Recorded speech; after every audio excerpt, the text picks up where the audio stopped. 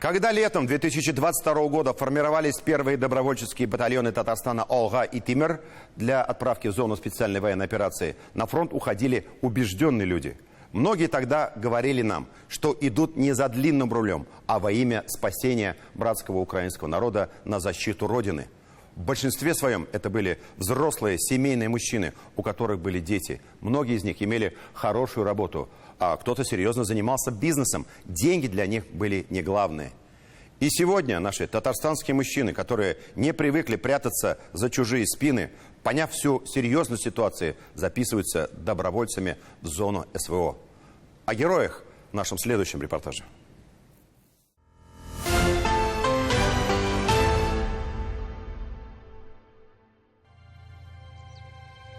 Помимо наших двух героических батальонов добровольцев Тимир и Алга, в августе прошлого года на фронт ушли еще 3 именных батальона, состоящие из наших татарстанских контрактников.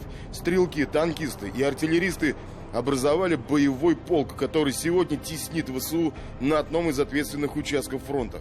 Нам удалось весной пообщаться с нашими героями. У каждого бойца были свои мысли относительно своего пребывания здесь, где опасно и страшно. Например, командир взвода «Умка» стремился сюда с начала специальной военной операции. Близкие не отпускали. Но в том году он не выдержал, не поменял своего решения даже после ранения. Прилетела, скажем так, кассета, осколками зацепила руки.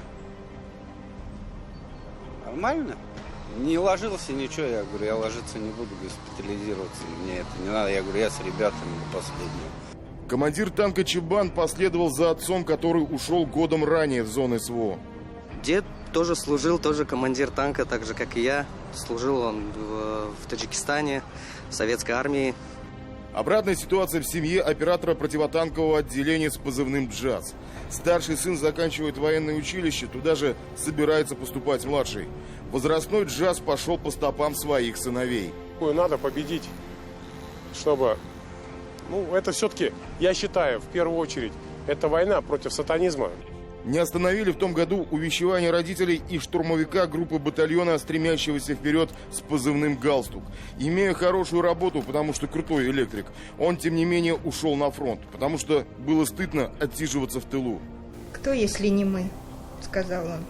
«Кто будет охранять наш дом, нашу страну?»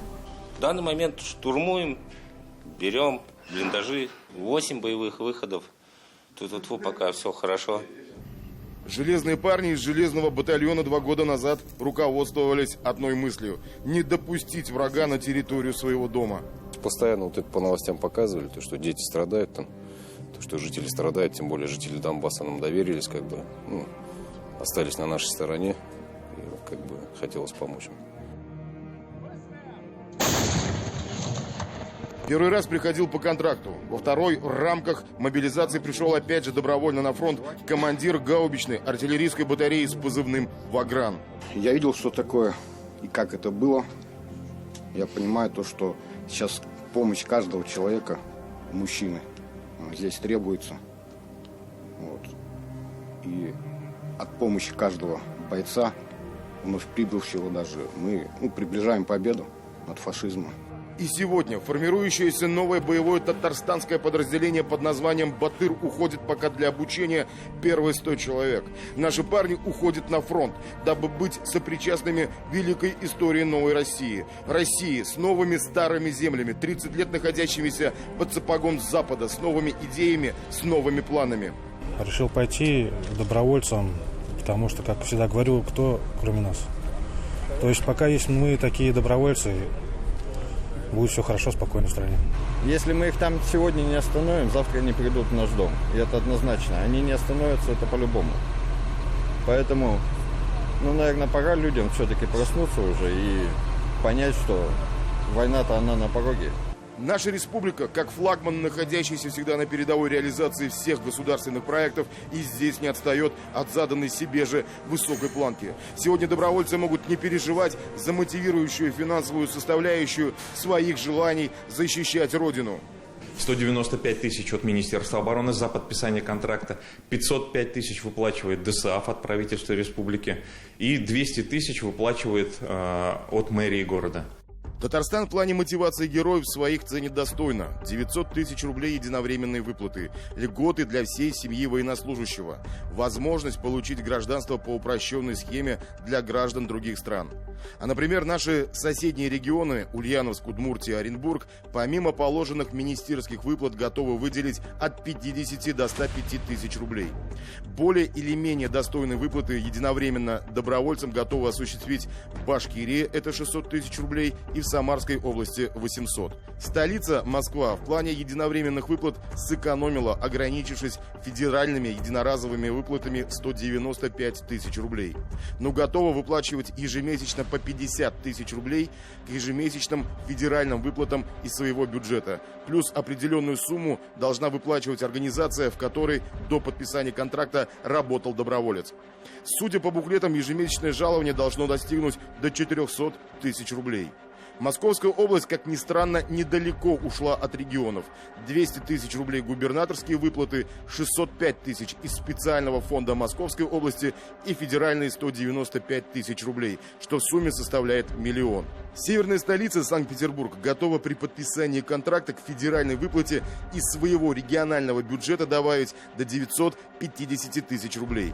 В Ленинградской области обещают чуть меньше – 1 100 000 000. Причем 300 из них можно заменить земельным сертификатом на эту сумму. Относительными лидерами же в России являются Ростовская область и Краснодарский край с региональной единовременной выплатой в 1 миллион рублей, что в сумме с федеральными единоразовыми выплатами составит чуть менее 1 200 000 рублей. Сегодня машина пропаганды Запада нас сравнивает с террористами, напавшими на мирное государство с маленьким безобидным населением. Но не забывайте, пожалуйста, как это все начиналось в 2014 году. Переворот на кровавом Майдане с убийством мирных жителей.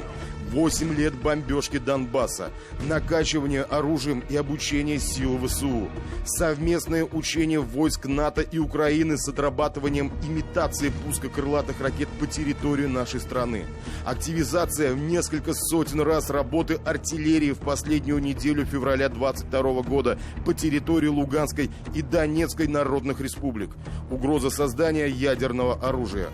Не мы это начинали, но мы вынуждены это закончить. Во благо нашей государственности, во благо нашего будущего, во благо наших детей. Ленар Валиулов, Роман Безменов, Андрей Ключников. 7 дней.